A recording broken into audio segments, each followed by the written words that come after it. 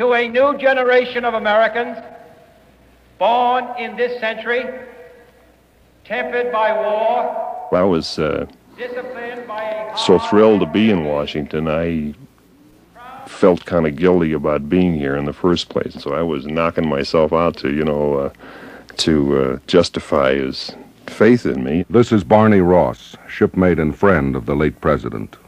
Actually, his bringing me to Washington was a good example of what he was always preaching, was that one man can make a difference, that you really ought to try.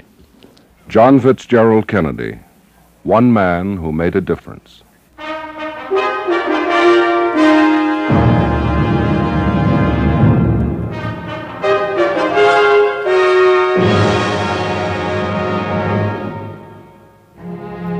Monitor presents a special tribute to the late President John Fitzgerald Kennedy. 8 Who Knew Him. Your host is Frank Blair. When is a life important? When its seed is planted? When the warmth of love nourishes its growth?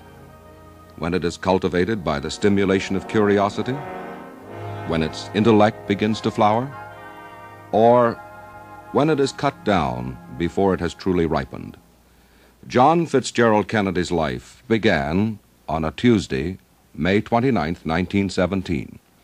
He was the second child and the second son of Joseph Patrick Kennedy and Rose Fitzgerald Kennedy, the grandson of a handsome, ambitious Boston Irish dockworker who accumulated enough to buy a string of saloons, a wholesale liquor business, a coal company, and a bank. That would seem like legacy enough, for it gave John Fitzgerald Kennedy's father, Joseph, the first brick which he used to construct a fortune. But money to the Kennedys was mere wherewithal. The real legacy passed down from generation to generation can't be reduced to double-entry bookkeeping. It is something difficult even for close Kennedy friends to describe. Here is Lemoyne Billings, a boyhood friend of the late president who spent many weekends and summers with the Kennedy family. I was probably exposed to their father a great deal. Now, I have tremendous admiration for Mr. Kennedy, and I do not because so much of his great success in the world of business and also in government, but I have respect for him because I don't know anybody that has cared so much and yet done such a wonderful job in raising his children. And I think many people that have read about Mr. Kennedy or even might have known Mr. Kennedy think that perhaps he was cold and unemotional, but actually this is wrong. Mr. Kennedy was not cold and far from unemotional. And his one great drive, I think, and really what was, I know, the most important thing in his life was his children. He wanted so much to have them know and be interested in what was going on around them and what was going to happen in this world that we had to live in. I think, and on the other hand, he was very anxious for his children to be competitive and to win at games. And this, I think, makes Mr. Kennedy one of a truly great man, much more so than what he accomplished for himself. Another friend, Charles Spaulding, who remembers meeting John Fitzgerald Kennedy as a young man. It was in the summer of 1940. I went to visit my roommate, George Meade, on the Cape, and we were on the way back to his house late one afternoon when he suggested we stop off and see the Kennedys. I remember it was about dinner time, and the house was filled with children, and there was an incredible racket as everybody got ready for supper. As we walked up to the house, heads appeared in various windows, and a lot of cheerful insults were thrown at us as we walked toward the house. Things like, it's very interesting you're showing up just before supper, and sorry there's no room at the inn, keep going. Well, we went into the house and down to the president's room, which was on the first floor. He was sitting there surrounded by some stacks of books of Why England Slept, which was the copy of his thesis for college, which became a bestseller. He was autographing away like mad, and As I looked down, I saw that there was a letter from a very important person underneath a wet bathing suit complimenting him on his book. And as we were introduced, I asked him, how are they going, referring to the books. And he looked up and grinned that grin, and he said, well, like hotcakes. He said, I'm seeing to that. So while all this was going on, there was an uproar upstairs and a scream from some young boy and a lot of laughter, and the president picked up his ears, and Teddy, he said, shaking his head, he said, serves him right. We never actually found out what happened to Teddy. It was probably too awful to talk about. And then just then, as we were standing in the room, the president's grandfather, Mr. Fitzgerald, burst in with a clipping from a Boston paper that had something less than kind to say about his stewardship as the city's mayor. And the president's face lit up with enjoyment, just like a light. Look at the things they're saying about me, Jack, his grandfather said. Lies. And the president read the article quickly, and he said, they're rats, Grandpa. That's what they are. That's right, boy, he said. Rats. And the president was putting his socks on now. He said, you were just 20 years ahead of your time, Grandpa. That was your trouble.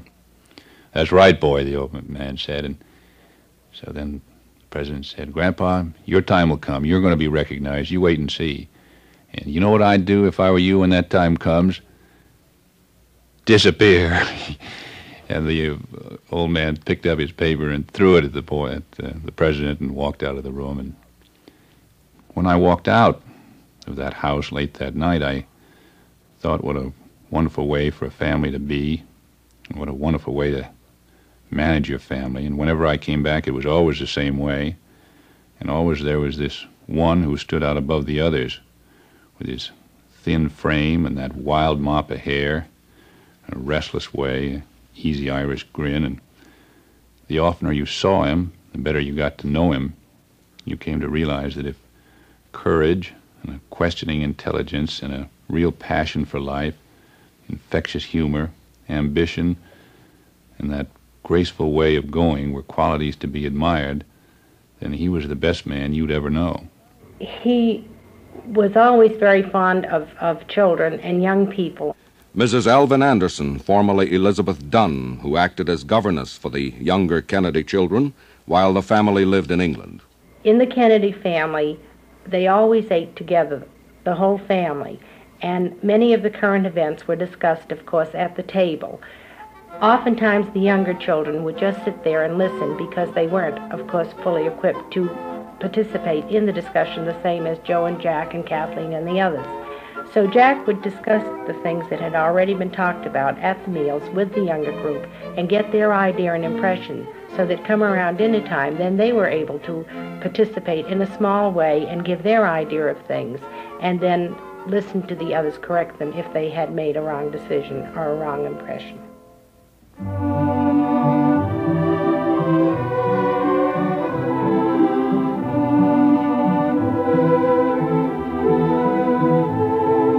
John Fitzgerald Kennedy began his education at Dexter School in Brookline, Massachusetts, where he was born. And when he was 9, the Kennedys moved to New York and then to Bronxville, a suburb. He was only moderately studious, but he had the Kennedy essence. It was not yet refined, but it was partly there, the drive to succeed. A Plea for a Raise by Jack Kennedy, dedicated to my father, Mr. J.P. Kennedy. Chapter 1. My recent allowance is 40 cents. This I use for airplanes and other playthings of my childhood. But now I am a scout, and I put away my childish things. Before, I would spend 20 cents of my 40 cents allowance, and in 5 minutes I would have empty pockets and nothing to gain and 20 cents to lose. When I'm a scout, I have to buy canteens, haversacks, blankets, searchlights, poncho things that will last for years. And I can always use it while I can't use a chocolate marshmallow sundae with vanilla ice cream. And so I put in my plea for a raise of 30 cents for me to buy scout things and pay my way more around. Finis. John Fitzgerald Francis Kennedy. That letter, published in a brand new book, The Kennedy Years, hints at John Fitzgerald Kennedy's early determination. LeMoyne Billings remembers the Kennedy determination when they were both students at the Connecticut prep school, Choate. I was living at that time in a building known as the Hill House, and I had gone out for the brief, which is the school yearbook, earlier than the president had. And really the main, and the best way and the easiest way to get on the brief was to go home and get all the poor, long-suffering merchants who dealt with your family to give you ads for your yearbook way up in Connecticut. And I remember because I had recently been, and probably was the lowest ranking member of the brief, I was given the job of collecting the ads from those boys who were out for it, and I remember he had to bring his ads to me. And he was very, very successful and brought in many ads of meat markets and grocery stores, etc., in Bronxville and in Hyannisport, where they went for the summer. And that's actually the first time I really ever talked to him. And he, from then on, I don't know, we just clicked. I don't know what it was, but we got along very well, and I saw a good deal of him the rest of that year. And the next year we roomed together. Another friend, Torbert MacDonald, now a congressman, who roomed with him at Harvard, remembers how he carried his determination into Harvard. He wanted very much to win a letter in swimming, when he was a very good swimmer, which he proved in saving those men during World War II from his PT boat. But he was very dedicated to want to make the varsity team to swim against Yale. And unfortunately, it came down to a choice between himself and a guy called Dick Tregaskis, who later, you may remember, wrote the Guadalcanal Diary. And he and Jack were good friends, but unfortunately Jack caught the grip or a cold, whatever it was. And the doctor, after he reported it, told him that he had to go to Stillman Infirmary. So he reported in, and after a day or so, I visited him each day, and he was getting restless and thinking about this time trial that was coming up. He thought he was getting out of shape. He thought the diet that the hospital was giving him wasn't enough to sustain the efforts that would be necessary to put forth to beat Tregaskis. They were pretty evenly matched. So against my better judgment, in the daytime, I'd sneak him out, drive him to the indoor athletic building where the swimming pool was. He'd practice, I'd get him back in the car, I'd drive him back to the infirmary, and he'd pop back into bed, and whatever rounds the doctors made, he was always there. That was the outgoing part. The incoming part was that he wanted his diet buttressed by a little more food than he was getting on the diet that they had him when he was having this cold. So he asked me, and I did bring him in cheeseburgers, fraps, that sort of thing, to keep his strength up for the time trial in which he would beat Tregaskis. Unlike most Frank Merriwell stories, which perhaps that sounds like, they did have the time trial, and he didn't make his letter against Yale.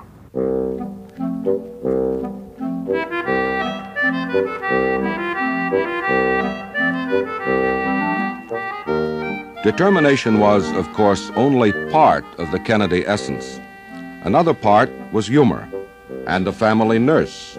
Mrs. Luella Hennessy remembers a summer with the Kennedy family, when the Kennedy love of fun and humor was always present. You know, all the Kennedy children are just great sailors, and during the sailboat races they would want somebody to crew for them, and I guess I happened to be the only one available. So it depended upon who asked me first who I would crew for.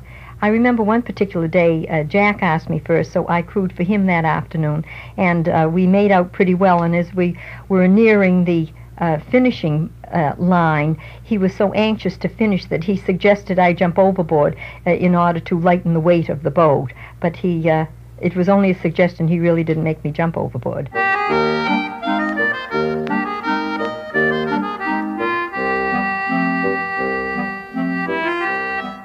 John Fitzgerald Kennedy used humor as a political weapon.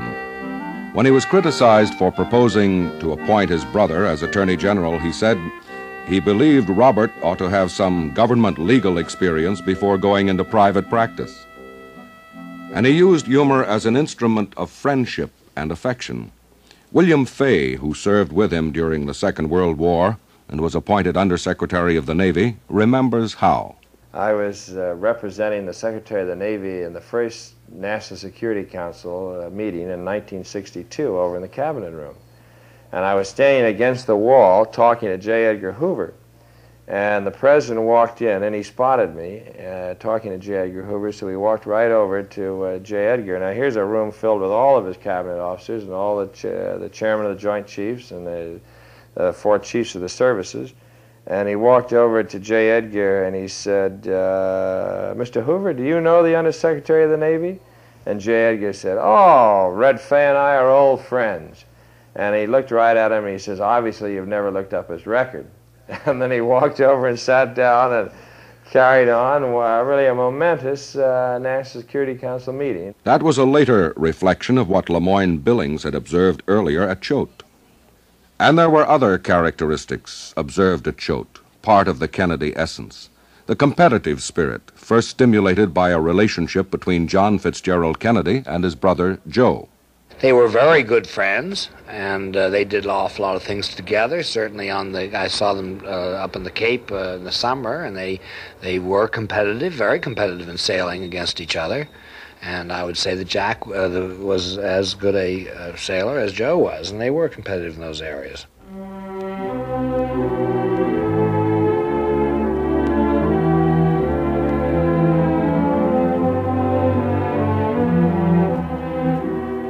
By the time he graduated from Choate, there was something of the rebel in John Fitzgerald Kennedy. He decided he would not follow the family pattern and attend Harvard, even though his father had gone there and his brother Joe was attending. He applied to Princeton and was accepted. However, illness forced him to drop out before the end of the first semester, and the following fall he enrolled at Harvard. At first, his college career was undistinguished, and then in 1937 he visited Europe with Lemoyne Billings. And he was exceedingly interested in what was going on in Europe, and he spent a great deal of his time asking questions. Even though he didn't really speak any foreign language well, he would find somebody who could interpret. And for instance, in France, he spent a lot of time talking to the peasants and talking to all different types of people to find out what they felt about the German threat. We found, as I remember, our general impression was at the time that the French weren't really too concerned about the German threat, that they felt very safe behind their Maginot Line.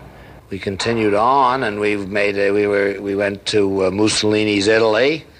I think that our impression at that time was that Mussolini had done a pretty good job.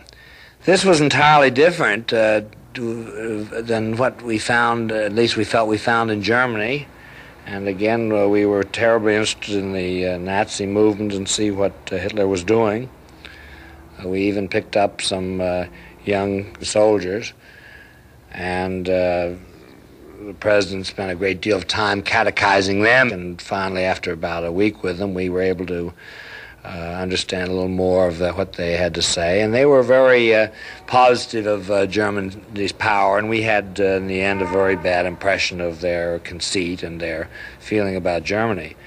The president was intensely interested in his impressions, and I remember it would be very interesting to see the letters he wrote his father, because he did write down most of his impressions while he was on this European trip.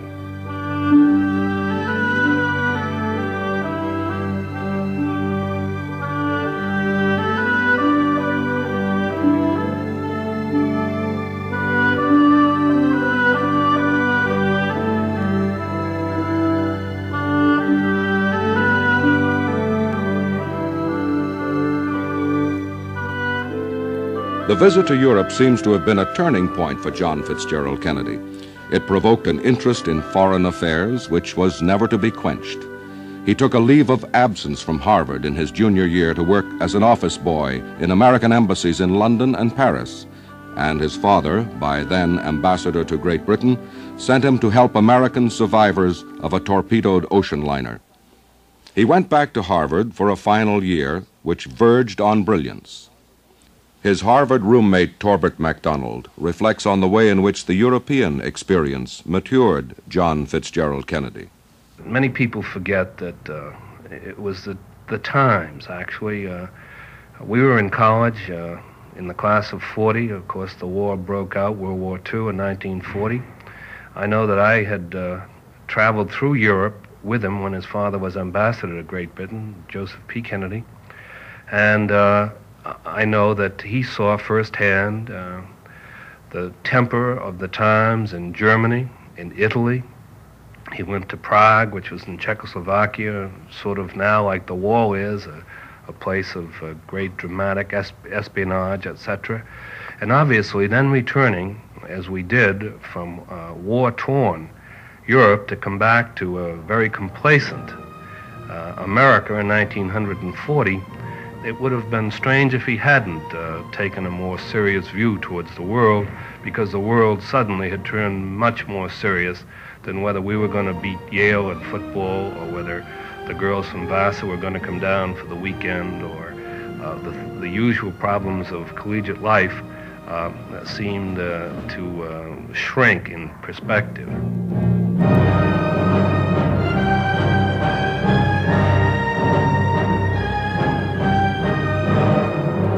He was graduated cum laude in political science and published his thesis as a book, Why England Slept.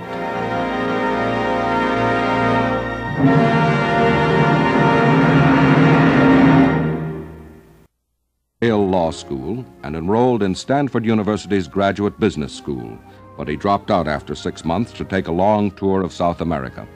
When he came back, he was turned down by both the Army and Navy because of earlier back injuries. He worked to get himself in condition, was accepted by the Navy, and after a frustrating period of desk work, was assigned to patrol torpedo duty. Well, I met him up in Melville, Rhode Island, at the Motor Torpedo Boat Training Center, and this was back in around the 1st of November of 1942. This is William Fay.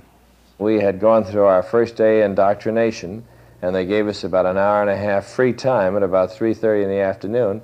So a group of us went down to play touch football, and this young, slim fella came up, looked like maybe a junior or senior in high school, and asked if he could get in the ball game. And we said, well, if you can get another man so we can even up the sides, come on. So he came in and got in the ball game, and he had a different interpretation of the rules than I had, and his point prevailed. And so I was a little personally disturbed because I'd taken the other side. So when we got back in the huddle, I said, all right, I'll take that skinny kid on the rest of these plays. And as it worked out, I was never able to take him because he was all arms, elbows, and knees, and very well took care of himself.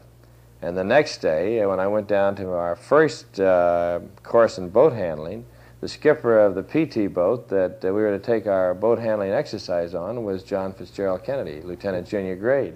Another part of the Kennedy essence was at work in the service.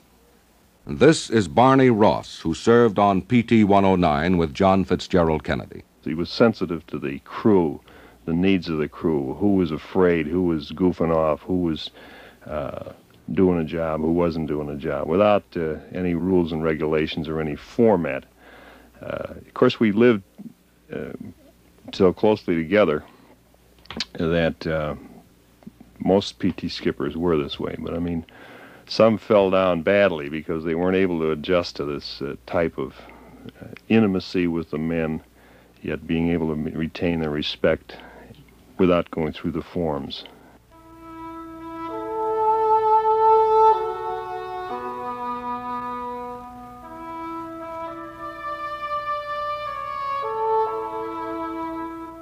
His commitment to winning the war represented a commitment to public service. That commitment began to grow roots inside him while he was recovering from the injuries he received when his PT boat was split by a Japanese destroyer. William Fay remembers the therapy John Fitzgerald Kennedy prescribed for himself and his fellow officers during that period of recuperation. He kind of would hold a meet the press almost every evening before we go down to the officers' club to have a cocktail before dinner. Why, we'd go up to his tent, and there'd be about 5 or 6 of us would go up there. People who, most of them were in one way or another involved in his administration, like Jim Reed, who was the Assistant Secretary of the Treasury, and Bill Battle, who's a former ambassador to Australia, who just resigned as ambassador to Australia, and Barney Ross, who was on his boat, and a fellow named Tom Mason, who was United States Attorney in Virginia. We'd go up there, and maybe a few others would go up, and he'd challenge us with, well, we'll discuss tonight the subject of politics or whatever it might be, or some issue of why we're in the war, or what was the reason for us getting here, or why are we out here fighting this particular area. And then we would discuss it, and he would more or less guide the discussion. And in this way, he kept us all conscious of the issues that were pertinent at the time and that were going to influence our future, and after the war was over, if we were fortunate enough to come back. And Fay also remembers the impression he made on his fellow Navy men.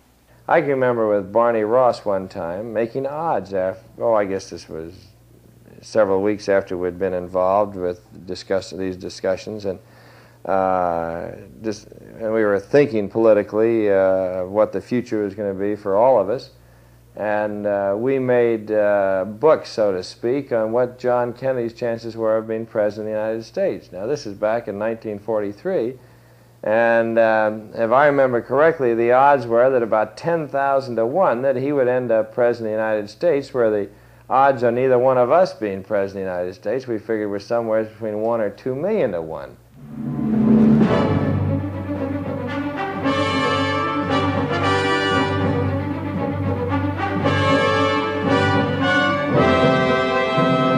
Not long afterwards, the aggravation of his back injury, a siege of malaria, and a drop in his weight to 125 pounds forced John Fitzgerald Kennedy out of the Navy. At first, he thought about becoming a newsman and covered the founding of the United Nations in San Francisco for a newswire service. But he changed his mind, and in 1946, he entered a primary against 9 other candidates for the Democratic nomination to Congress in the 11th Massachusetts District.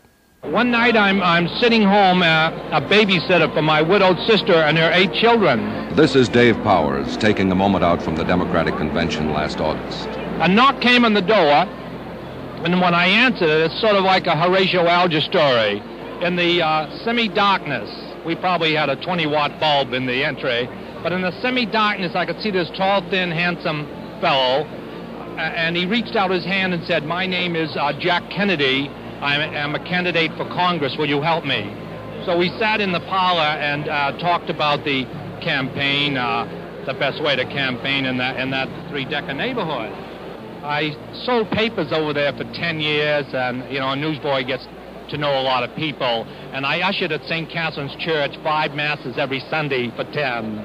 And I guess, you see them at Mass every Sunday. In the history of American politics, when you think back of that fight in 1946, you realize that no man ever worked as hard or made as many sacrifices to be elected president. That he made you work hard because he was trying so hard himself all the time. And I think if you were trying to explain his success in maybe 2 sentences, they might be, to meet him is to like him, to know him is to want to help him. Again, Lemoyne Billings.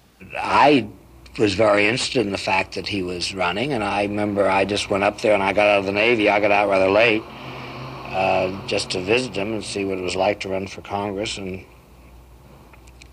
he was living in a suite at a hotel up in Boston. And anybody who wanted to help, or even just wanted to find out what was going on, or even wanted to feel they could get something out of it, just could come up into his open room and sit around. I remember very well, I was staying with him, that it wouldn't be unusual for me to go to bed at night with people sitting on my bed smoking cigars, talking to the president, and to wake up in the morning and find other people still sitting around smoking cigars.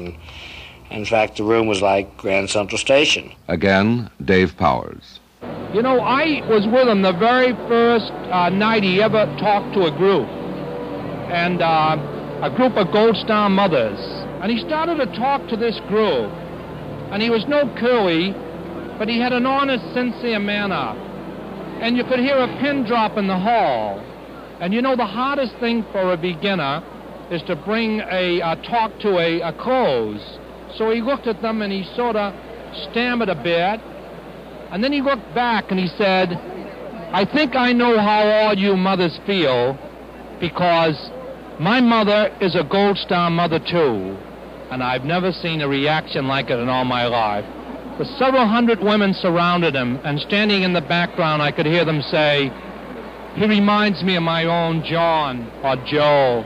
But there was more than one secret to the political success of John Fitzgerald Kennedy. He had a fabulous memory. People that, when we talk, anytime that I saw him, he'd bring up people that I had completely forgotten. And so I'd have to kind of fake it, you know, that, oh yeah, sure, old Charlie. But yeah, he remembered people and always seemed to have time for them. I'm sure, well, I know for a fact that he had standing orders with Mrs. Lincoln that any time any of the 109 crew called up that they should be, if possible, he'd like to see them. In fact, I've never known anyone from the 109 that didn't get in to see the president without too much trouble if it was humanly possible.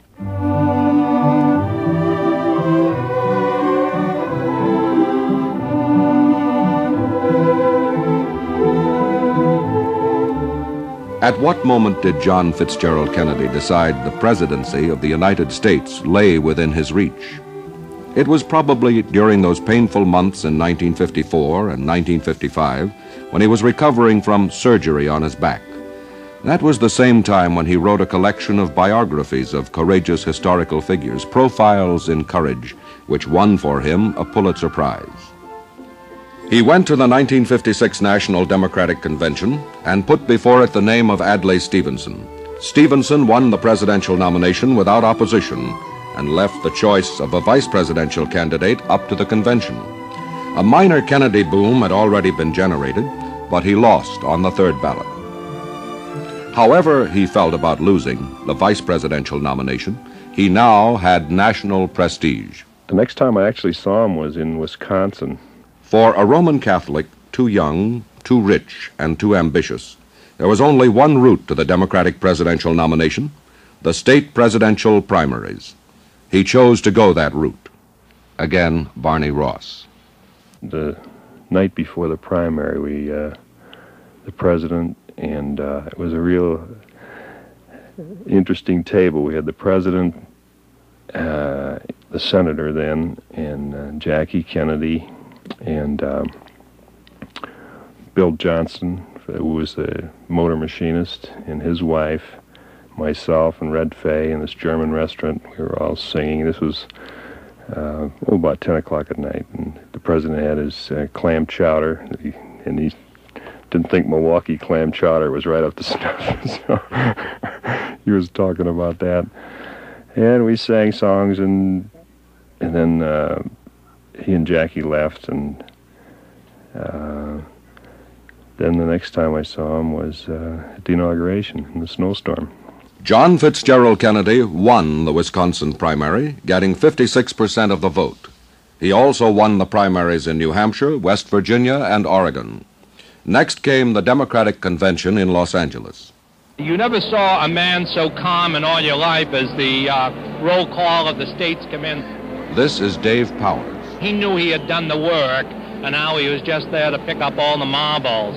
And as you remember, he needed 761 to win, and he had a scorecard, and he had, during the day, he had checked with Ken O'Donnell and his brother Bobby and Larry O'Brien to see if there were any changes.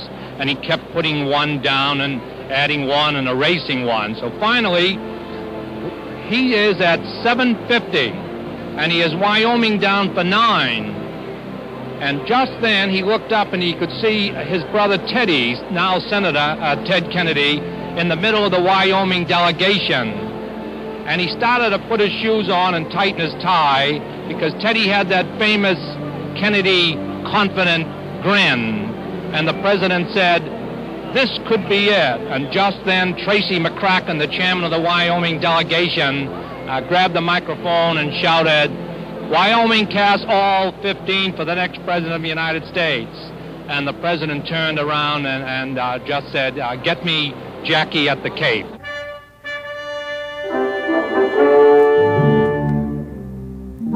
Between that moment and the moment on November 9th, 1960, when in Hyannisport, John Fitzgerald Kennedy learned that he was to become the 35th President of the United States, between those two moments, we can only see, at a distance, a kaleidoscope. A young man resting on Cape Cod with his radiant young wife and shining little girl. A young man grinning and shaking hands from the back of an open convertible. A young man gawked at by bobby soxers, matrons, and grandmothers. A young man in a television studio, chopping the air with his hand to punctuate a point in a debate with his opponent. And a young man introducing a nation to a new way of pronouncing Cuba and Vega.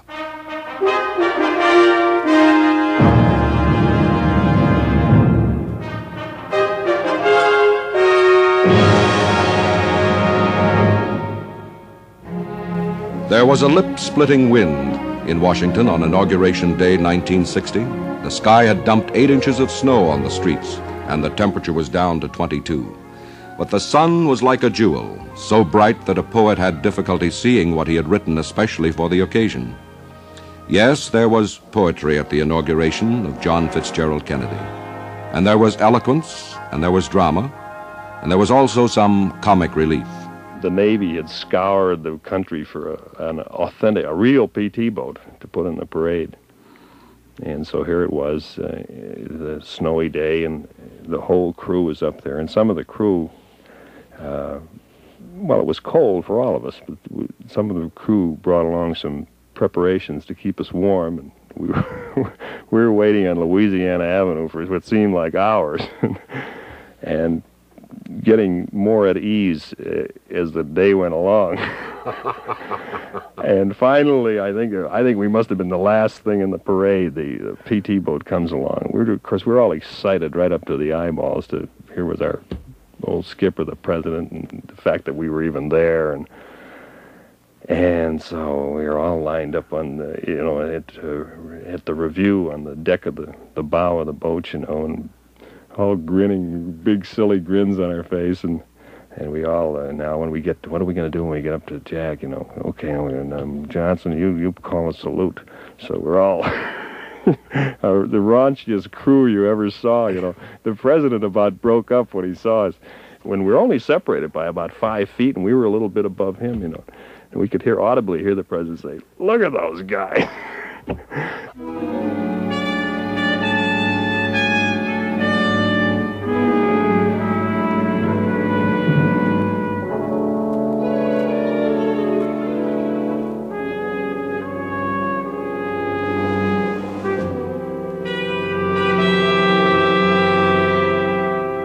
What did John Fitzgerald Kennedy bring to the White House?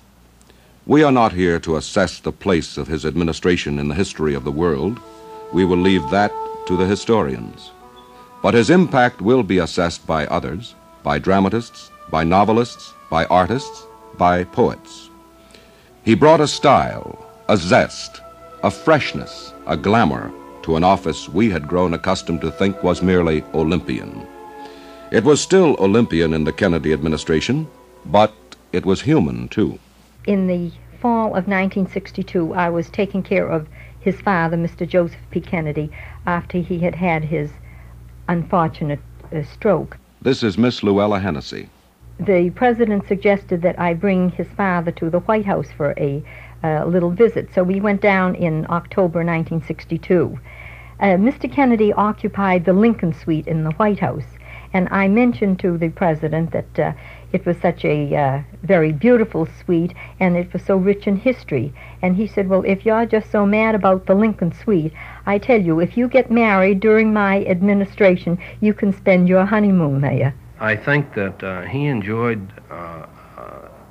being able to make judgments of things that would affect every American citizen, I think that while it was a burden to him, he never complained of the burden. The only thing he ever complained about in the presidency that I can recall was the fact that he had to be staked in the White House, and as he once said to me, that he felt like the happiest inmate at Charlestown, that being our local jail here in Massachusetts. It's a great experience from an usher at St. Catherine's Church to an usher at the White House, but I enjoyed every bit of it. You know that every day I saw President Kennedy, he looked more like a president than the day before. He seemed to just grow more in stature.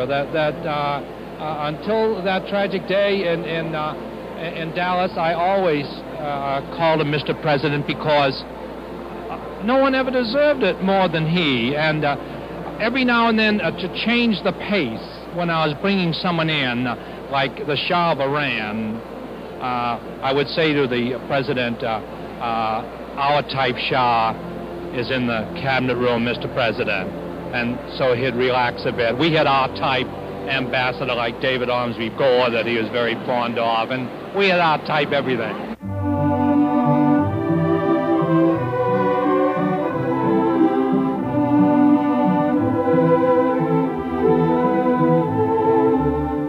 What did John Fitzgerald Kennedy and Jacqueline Kennedy bring to the White House? They brought style, of that we're certain. They brought spirit. They brought animation. They brought a breath of something fresh.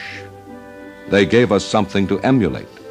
Gosh, the president loved Mrs. Kennedy so much that he was always looking out for her welfare. That second last day, we spent 3 hours on motorcades and 6 hours flying.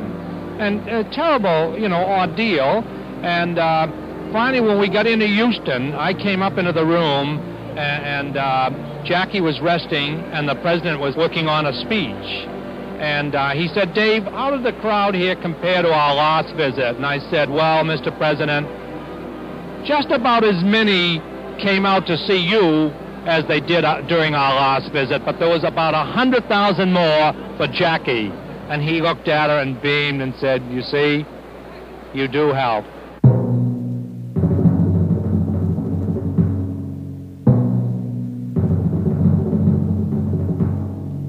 And then, a year ago today, an event occurred.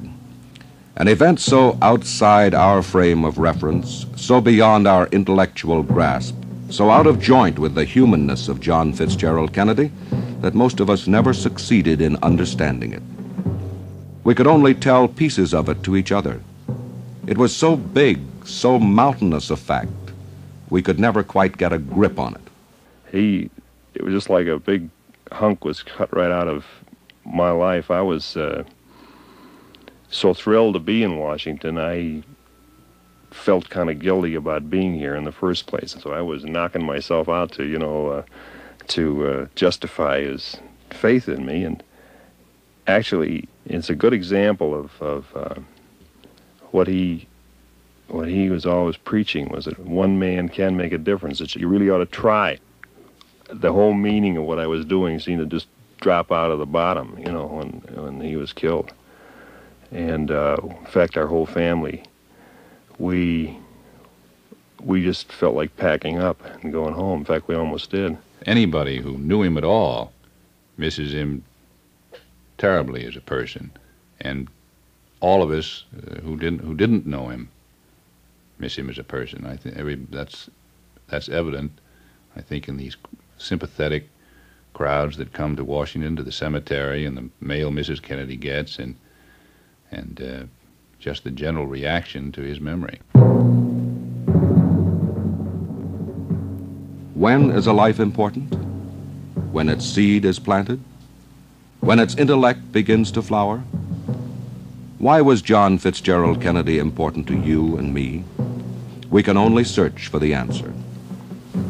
He was very considerate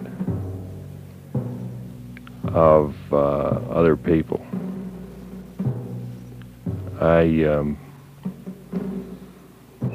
He was, as everyone knows, of course, very funny. He was serious without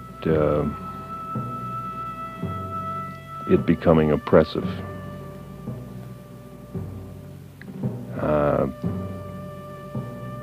It was exciting, and he got more exciting, I think, as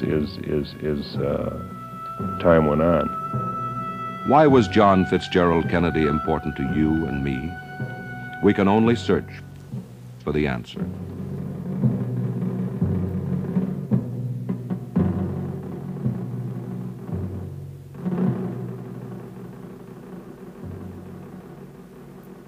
Monitor has presented a special tribute to the late President John Fitzgerald Kennedy. 8 Who Knew Him. Your host was Frank Blair.